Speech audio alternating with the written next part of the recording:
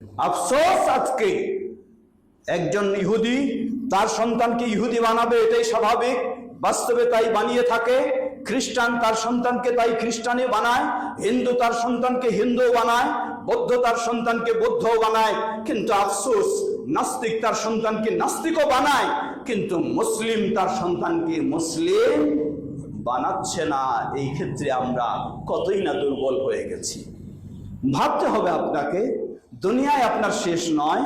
যেই সন্তানকে আপনি ইহুদি আচরণে গড়ে তুলেছেন, খ্রিস্টানের আচরণে গড়ে তুলেছেন, নাস্তিকের আচরণে গড়ে তুলেছেন, ওই সন্তান আখিরাত তো পরের বিষয়, দুনিয়াতেই আপনাকে শিক্ষা দেয়।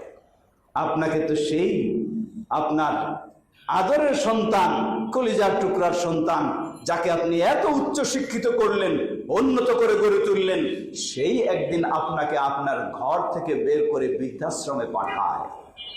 কারণটা কি?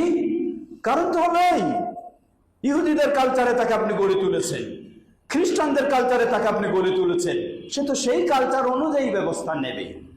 আপনার জন্য আল্লাহর কাছে দোয়া তো দূরের কথা।